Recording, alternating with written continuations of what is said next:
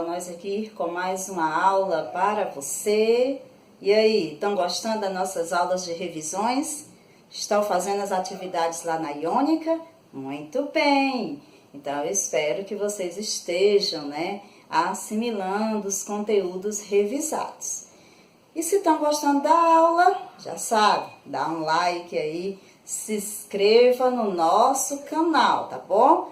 Então, hoje nós teremos revisão de história, isso mesmo. Nós tivemos revisão de língua portuguesa, revisão de matemática e hoje nós teremos revisão de história. Então, nós iremos precisar do nosso livro de história. Já separa aí, senta no teu cantinho de estudos, porque eu irei passar agora para vocês a agenda do dia. Vamos lá? Muito bem, vamos para a nossa agenda de hoje, quarta-feira, dia 17 de junho.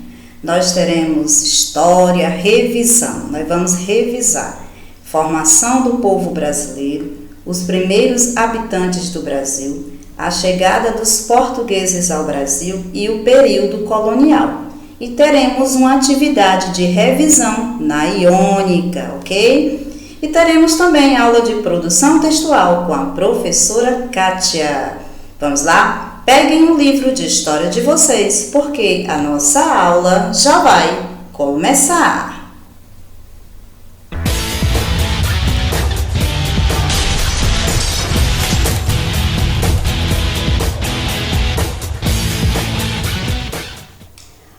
Formação do povo brasileiro. Nós iremos começar nossas revisões através deste conteúdo. Então, vamos lá.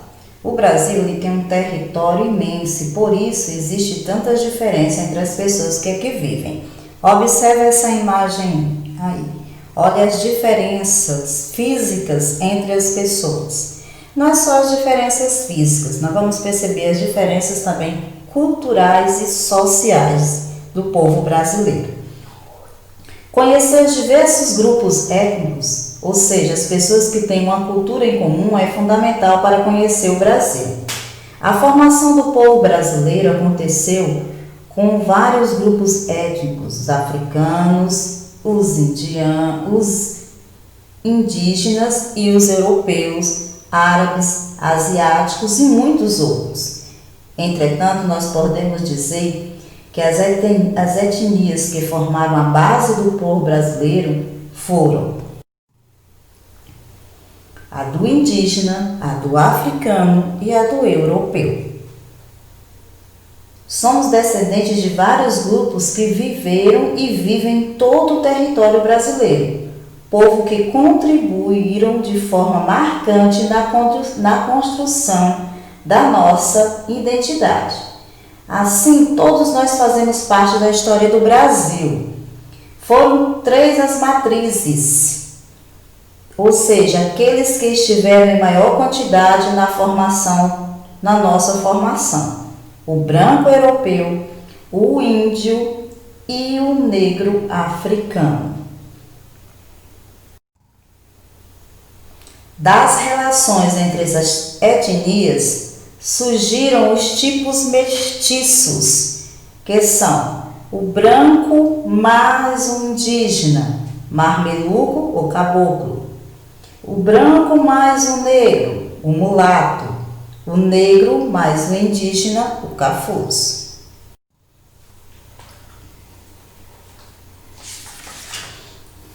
Entretanto, para surgir essa miscigenação, o começo não se deu de forma equilibrada, não. Houve guerras, pois os europeus se apossaram das terras onde os indígenas viviam e estes não abriram mão delas sem disputar. Já os africanos, eles vieram para o Brasil trazido pelos europeus como escravos para trabalharem para os europeus.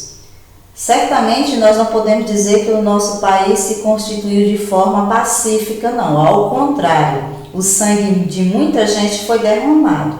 E sem dúvida alguma, temos hoje a herança dessa história, Então não foi pacífica a relação entre as etnias. O indígena teve que lutar, né, por suas terras e acabou sendo expulsos. E os africanos que foram tirados de seu país, trazidos para cá para serem escravos pelos europeus.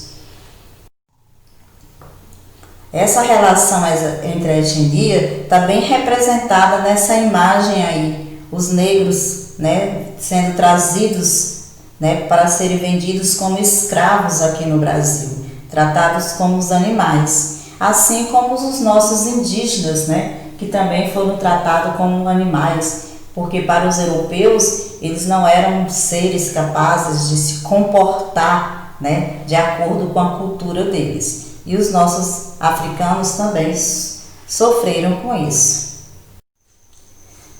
Durante uma pesquisa do censo de 2010, né, do total de nossos habitantes aqui do Brasil, 47,7%, metade da população se classificou como de cor branca, cerca de 43,1% como pardo, 7,6% como negro, 1,14% como amarelo e 4% como indígena. É preciso tentar entender o porquê de quase toda a população se autodeclarar branca ou parda. Porque nós sabemos o que aqui no Brasil, quem é que tem mais oportunidade, né? Quem é que é mais valorizado?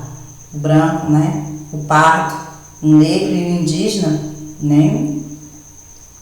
Levando em questionamento sobre o que aconteceu aos nossos indígenas, que hoje constituem menos de 1% da população, também é importante, já que nossas terras eram habitadas apenas por eles quando os europeus aqui chegaram. Pensar sobre isso nos dá uma dimensão da matança que houve de indígenas, né, para que o território brasileiro fosse ocupado pelos europeus. Observe que hoje há mais pessoas que se autodeclaram amarelas, ou seja, as pessoas de origem asiática, do que aquelas que se denominam indígenas, né? Além disso, é possível concluir que eles tiveram mais condição de se manter do que os próprios indígenas. Por isso que há maior população asiática do que os indígenas. Por quê? Porque eles tiveram mais condição, eles foram mais aceitos. É essencial compreender que a formação do povo brasileiro se deu a partir das relações de dominação, exploração, imposição, aproveitamento entre as pessoas de várias etnias. Porque os negros e os indígenas eles foram explorados, eles foram escravizados. E mesmo sabendo que atualmente há poucas pessoas não mestiças, pelo menos no Brasil, há leis vigentes cujo fundamento é diminuir as diferenças históricas das relações entre as etnias matrizes.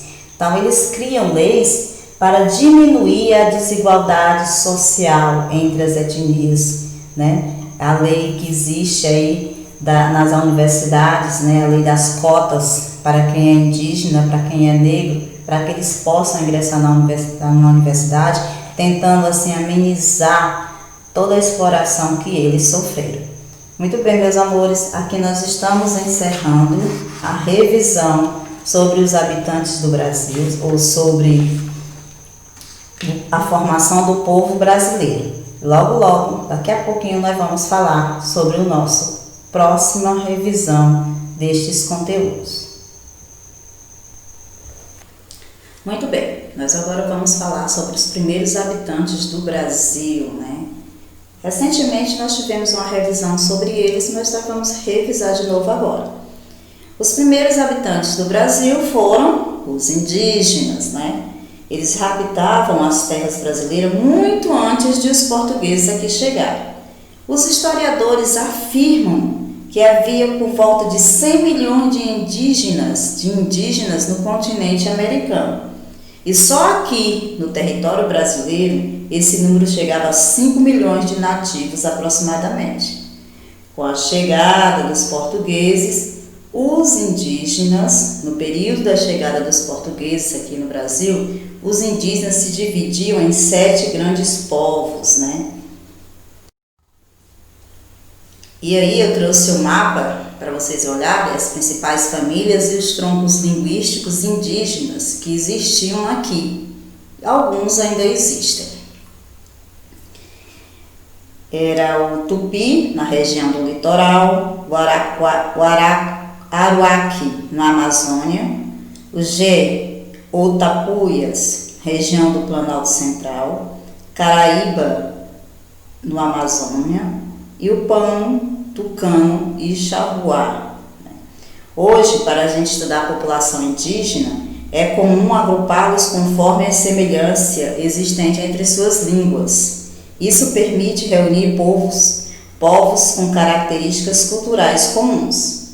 Assim são classificados 4 troncos linguísticos, principais: o Tupi, o Macro-Gé, Caribe e o Araquaque. Existem ainda muitas línguas, como as do Tucano e a dos Yanomamis, que foram classificadas, que eles não estão classificados nesses troncos linguísticos. Apesar de toda a diversidade, existem elementos culturais semelhantes, como é a organização das tribos. Os indígenas eles viviam agrupados em tribos. É um grupo de famílias que fazem suas aldeias em uma mesma área, falam a mesma língua e têm os mesmos costumes e um sentimento de união entre si. Várias aldeias e tribos formam cada um desses povos. Os indígenas eles viviam basicamente nas florestas e nos campos e no litoral.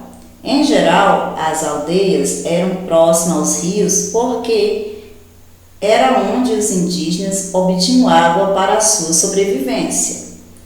Também tinham grande conhecimento de animais, vegetais e recursos naturais que haviam nas terras brasileiras, importante para a alimentação, colheita, caça, pesca, utensílios de moradia e etc.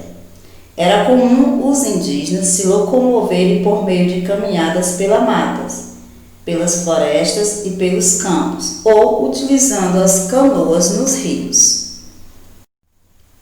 O trabalho indígena.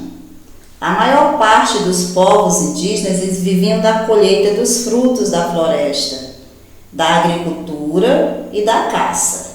Geralmente as roças pertencem a toda a tribo e os alimentos colhidos são distribuídos entre eles.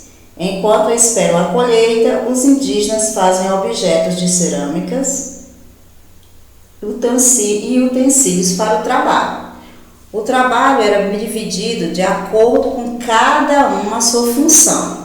Os homens tinham a função deles, as mulheres tinham dele e as crianças tinham deles. Cada indígena possuía ter seu próprio instrumento de trabalho, bem como seu arco e sua flecha. Cada um tinha que ter seu arco e sua flecha. Aí a divisão do trabalho era o seguinte: os homens eram responsáveis por derrubar as árvores, preparar a terra para o plantio, caçar e pescar. Eles confeccionavam os arcos e as flechas e canoas. Eles construíam as moradias e faziam expedições guerreiras e também protegiam a tribo. A função da mulher, o trabalho das mulheres, era na atividade agrícola desde o plantio até a colheita. O homem preparava a terra, mas quem plantava e colhia era a mulher. Coletar frutos da vegetação, produção de farinha, preparação da comida, cuidado das crianças e as confecções de redes e cestos. As contribuições indígenas para a formação do nosso povo, da nossa cultura, os indígenas eles deram importante contribuição para os costumes e para a formação do povo brasileiro. Muitos costumes, várias palavras e também elementos folclóricos do Brasil atual são de origem indígena. Desde a colonização, o modo de vida dos indígenas se modificou muito.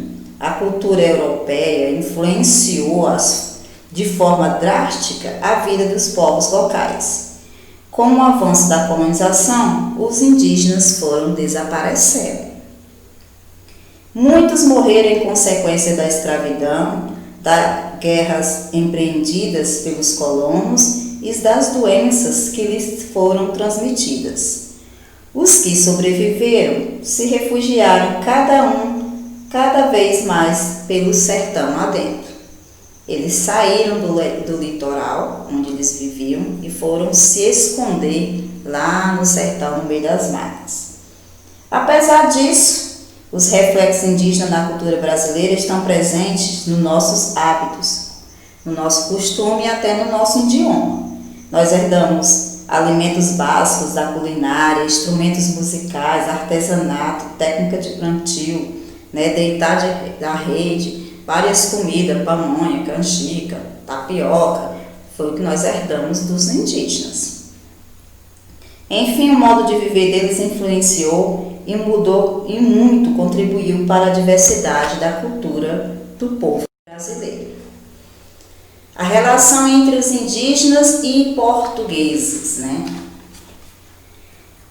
O primeiro contato dos indígenas com os europeus foi extremamente prejudicial para os nativos. No início, os indígenas foram de grande serventia para os europeus, pois conheciam muito do que existia aqui no Brasil e os europeus não conheciam nada, então eles aproveitavam o conhecimento dos indígenas para conhecer melhor o nosso território. E quem entrava na mata para extrair o pau-brasil eram os indígenas, que aí eles trocavam por bugigangas, como espelhos, e outras coisas que interessavam aos indígenas. Entretanto, quando Portugal decidiu ocupar as terras brasileiras, aí os indígenas já não eram mais vistos como colaboradores para eles, não. Eles se tornaram inimigos dele. Por quê? Porque eles começaram a expulsar os indígenas das suas terras para eles ocuparem. E os indígenas não aceitaram isso assim calmamente, não. E nesse período ocorreu várias guerras, várias batalhas, eles tentando defender suas terras. As aldeias eram situadas em terras que os portugueses queriam ocupar. Para tomar as terras, os portugueses chegavam a matar os nativos ou até mesmo transmitir doenças para acabar com a tribo inteira. Uma grande quantidade de aldeias nesse período foi dizimada pelas lutas com os europeus, as doenças por eles adquiridos, como eles não tinham conhecimento dessas doenças. Eles foram enganados, explorados, escravizados e, em muitos casos, foram massacrados pelos portugueses.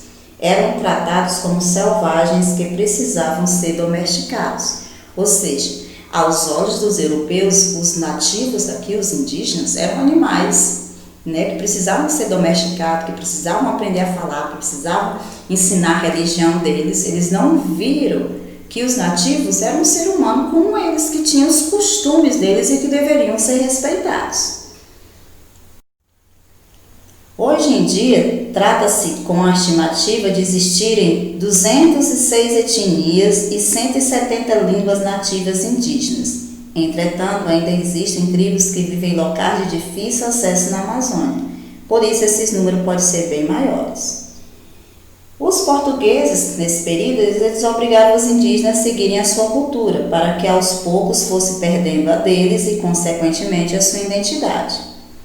E para que os indígenas mantivessem os seus direitos, para que tivesse alguém cuidando e zelando por eles, foi criada a FUNAI, para preservar a cultura indígena, as tradições, tão importante, foi criado esse órgão do governo, que especificamente para tratar dos assuntos referentes a eles. É a Fundação Nacional do Índio. Muito bem, agora nós vamos rever a chegada dos portugueses ao Brasil. Em março de 1500, partiu de Portugal a serviço do rei Dom Manuel uma grande expedição formada por 13 caravelas e mais de 1.500 homens, entre marinheiros, soldados, padres e algumas pessoas que haviam sido expulsas de suas terras por algum crime que cometeram. Essa expedição ela foi comandada por Pedro Álvares Cabral e tinha como objetivo chegar às Índias, contornando o continente africano. Só que durante a viagem, a esquadra afastou-se de sua rota estabelecida e no dia 22 de abril avistou no horizonte um morro, a qual lhe deram o nome de Monte Pascoal, porque era no período da Páscoa. 2 dias depois, eles escolheram um lugar para ancorar, onde colocaram o nome de Porto Seguro, hoje conhecido como Baía de Cabralha, localizada no atual estado de Bahia. Quando eles viram os habitantes desse lugar, eles chamaram de índios, tá bom? Foram chamados de índios as pessoas que ali moravam. Todos os registros dessa viagem e do descobrimento, eles foram feitos ao rei de Portugal pelo escrivão da esquadra, que se chamava Pero Vaz de Caminha, que ele narrou os acontecimentos e fez inúmeros comentários sobre os primeiros habitantes, ou seja, sobre os indígenas.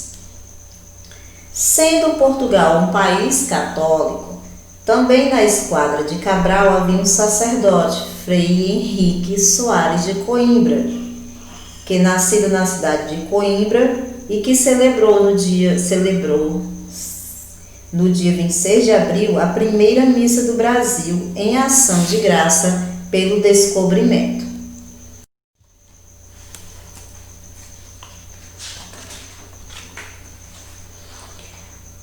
O Tratado de Tordesilhas, que vai estabelecer por que os portugueses vieram aqui para o Brasil. Se vocês observarem o mapa, ele está dividido ao meio, um lado está laranja, o outro está rosa. O lado laranja era de Portugal e o lado rosa de domínio espanhol. Como os portugueses e os espanhóis naquele período eram povos ricos e que tinham grandes poder, eles decidiram dividir o mundo em duas partes. A primeira tentativa do acordo foi em 1493, mas não deu certo, pois Portugal não aceitou os limites requeridos pela Espanha. Então, os portugueses e espanhóis afirmaram então um acordo em 1494, chamado de Tratado de Tordesilhas. Ficou estabelecido que o mundo descoberto seria dividido entre Portugal e Espanha.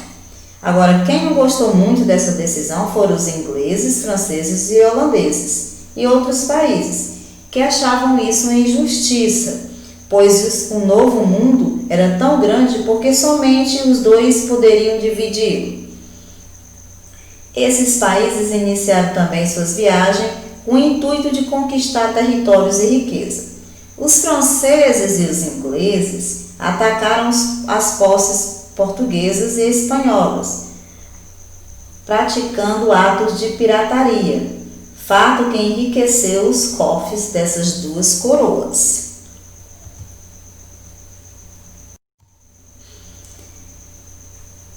A princípio, sobre o Brasil teve vários nomes, né?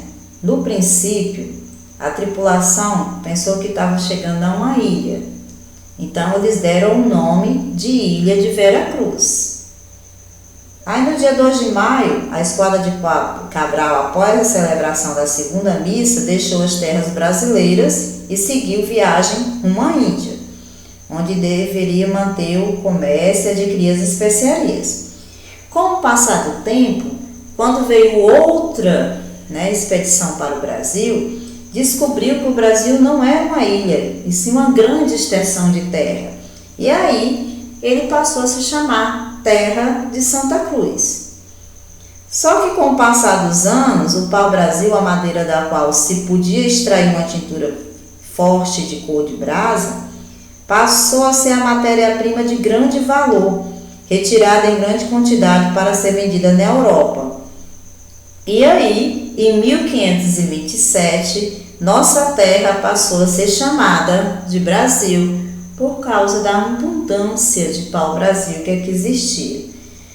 Os primeiros habitantes designavam o Brasil de região ou terra das palmeiras, que na linguagem tupi-guarani é simplesmente Pindorama. Então, os nativos, os indígenas, chamavam a nossa terra de Pindorama, quer dizer, terra das palmeiras. E aqui nós estamos encerrando essa revisão sobre a chegada dos portugueses ao Brasil. Muito bem, nós iremos agora começar a revisão sobre o período colonial. Ele começou em 1530 com a chegada dos portugueses aqui no Brasil, tomando posse da nossa terra, e vai terminar em 1822 com a proclamação da nossa República. Esse período ele é caracterizado pela luta entre indígenas e europeus e pelo processo de escravização dos africanos que foram trazidos para trabalharem na lavoura de cana-de-açúcar. Ou seja, nesse período eles tentaram escravizar os indígenas. Como não conseguiram, eles começaram a trazer da África o povo africano para serem escravos aqui no Brasil.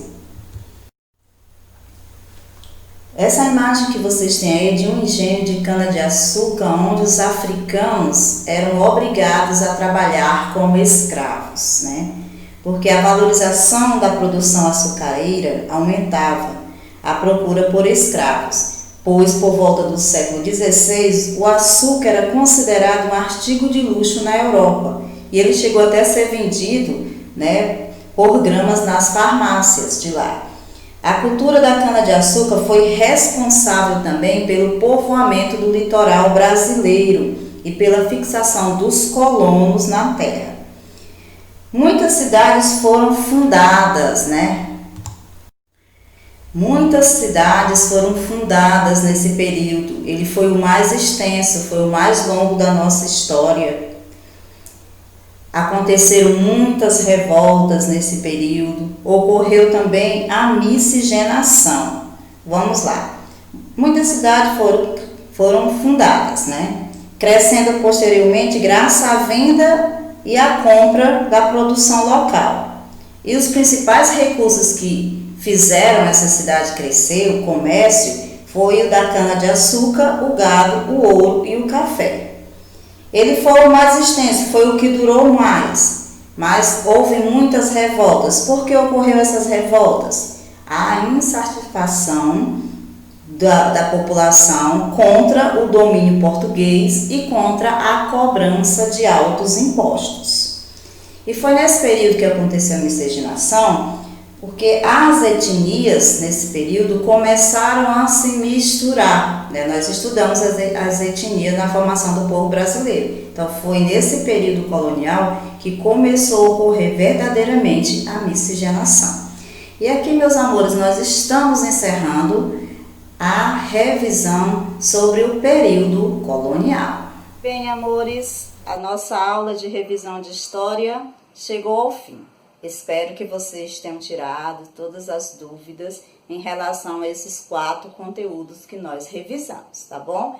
E agora, vocês vão lá na Iônica resolver uma atividade de revisão que eu coloquei lá, para vocês testarem os conhecimentos de vocês. Então, terminou a aula, vai lá na Iônica e responde essa atividade. Ela vai estar a semana todinha disponível para vocês. Lá tem a revisão de língua portuguesa, tem revisão de matemática e agora com a revisão de história. Porque na próxima semana nós teremos a nossa sondagem, né? Em relação a esses conteúdos que nós estamos revisando nessa semana. Então, espero que vocês estudem bastante, fiquem com Deus, fiquem bem guardadinhos em casa e um beijo bem grande da professora Rosângela, que vai estar aqui amanhã com mais uma aula especialmente para vocês. Tchau!